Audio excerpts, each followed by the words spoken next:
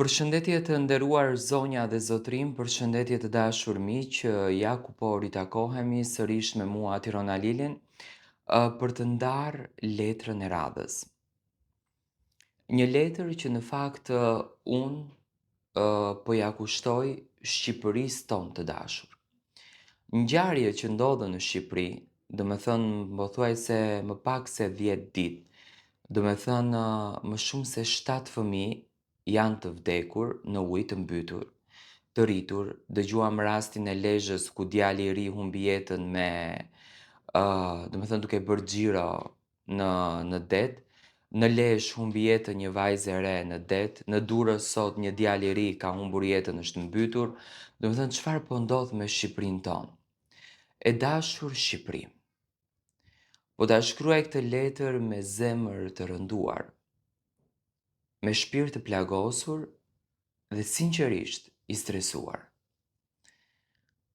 Po ta shkruaj pas ditëve të zeza që ne po na trondisin të gjithëve, pas lajmeve që po na lën pa fjalë, pas britmave të nënave dhe baballarëve që po humbin ato që kishin më të shtrenjtët në jetë. Për më pak se 10 ditë, deti mori jetë. Mori jetë fëmije, mori jetë të rinjësh, mori njerëz që kishin dalë për të gjetur pak freski në këto ditë të nxehta vere. Domethënë kemi dëgjuar vetëm para 2 ditësh, shoh në televizionin Top Channel që 2 vajza të vogla janë mbytur. Sot një djalë i ri ishte mbytur në Durrës. Në Lezhë, pothuajse siç e thash domethënë, 2 viktima brenda 2 ditësh. Sot po e pyesim veten çfarë po ndodh me Shqipërinë tonë. Realisht domethënë ku janë prindërit të këtyre fëmijëve? Okej, unë e kuptoj që është kaderi i Zotit, e ka shkruar Zoti, por duhet pak edhe kujdes nga prindërit. Çfarë po ndodh me vendin tonë? Kur çdo verë hapet me tragjedi, dhe sidomos këtë vit tragjeditë kanë qenë të shumta. Çfarë po ndodh kur lajmet nuk flasin më për pushime e gëzim, por për ambulanca, për sirena dhe për trupa të pajetë që nxiren nga deti. Kur dëgjon se një fëmijë nuk do të kthehet më në shtëpi, zemra të ndalet. Kur dëgjon se një nën po të prete ndet të dëgjoj zërin e të birit të saj, ndërsa ti e di se ai nuk do të vi më. Sinqerisht të dridhet shpirti. Deti nuk duhet të jetë varë, prandaj unë kërkoj dhe një kujdes pak më të madh edhe nga ekipet në fakt që janë të pozicionuar për këtë gjën. Deti duhet të jetë kujtimi më i bukur i fëmijërisë. Deti duhet të jetë vendi ku ndërtohen kështjella me rër dhe jo vendi ku prindërit humbin fëmijët e tyre. Sot shumë familje po jetojnë ferin. Dikush kishte bërë gati rrobat për ditën tjetër, dikush kishte lënë biçikletën para shtëpisë, dikush kishte premtuar se do të kthehej për darkë, por në të vërtetë nuk u kthye.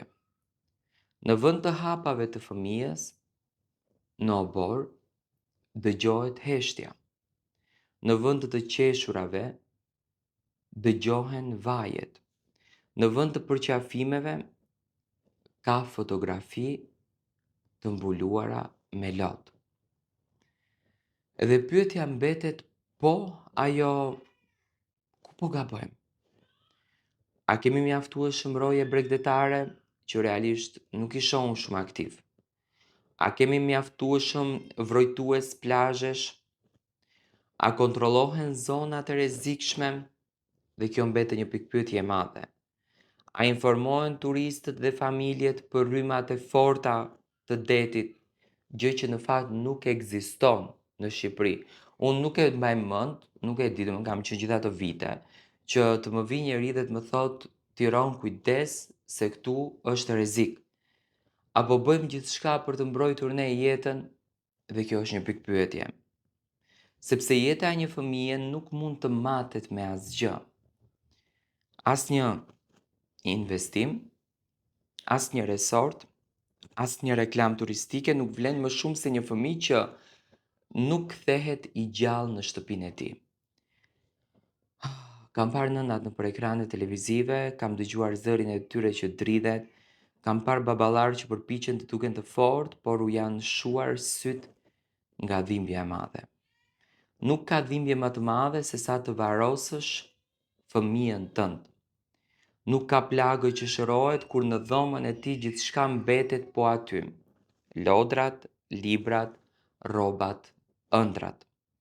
Dhe ndërsa familjet qajnë, ne të tjerët nuk duhet vetëm të pikëllohemi, por duhet që të reflektojmë, sepse tragjeditë nuk janë thjesht numra. Pas çdo numri është një emër, pas çdo emrit është një histori. Pas çdo historie është një familje që nuk do të jetë më kurrë, por asnjëherë e njëjtë. Shqipëria po ndryshon, plazhet po mbushen çdo vit e më shumë, turizmi po rritet, por bashkë me turistët duhet të rritet edhe siguria. Nuk mund të kemi mijëra pushues dhe pak masa mbrojtëse. Nuk mund të presim tragjedinë e radhës për të reaguar ne. Nuk mund të qajmë sot edhe të harrojmë nesër, sepse çdo verë duket sikur përsërisim të njëjtën histori. Një lajm, një tragjedi dhe një ditë zije. Disa postime në rrjetet sociale, pastaj heshtje, deri në tragjedinë tjetër, por familjet nuk harrojnë, një nën nuk harron kurrë, një baba nuk harron kurrë, një motër nuk harron kurrë, një vëlla nuk harron kurrë. Ata jetojnë çdo ditë me mungesën, ata zgjohen edhe flen me dhimbjen, ata mbajnë brenda vetes një boshllëk që nuk mbushet kurrë. Sot dua t'ju drejtohem edhe prindërve. Mos i lini fëmijët pa mbikëqyrje pranë detit. Mos mendoni se rreziku është larg, jo, rreziku është shumë afër nesh. Ndonjëherë mjaftojnë pak sekonda, vetëm pak sekonda, dhe jeta ndryshon përgjithmonë. Deti është i bukur, por duhet respektuar. Valët nuk falin, rrymat nuk paralajmërojnë. Rreziku nuk troket para se të vijë. Ndaj kujdesi duhet të jetë gjithmonë i pranishëm. Dua t'ju drejtohem edhe institucioneve, mos prisni tragjedi të tjera. Mos prisni lot të tjerë, mos prisni funerale të tjera. Veproni sot, shtoni masat e sigurisë, shtoni mbrojtuesit, kontrolloni çdo plazh. Vendosni sinjalistik të qartë. Mbroni jetën, sepse një jetë e shpëtuar është një familje e shpëtuar. Në fakt, unë apeloj tek të gjithë prindërit që të kemi pak më shumë kujdes, që të jemi pak më të kujdesshëm dhe të kuptojmë se çfarë në të vërtetë do të thotë të mbrosh veten.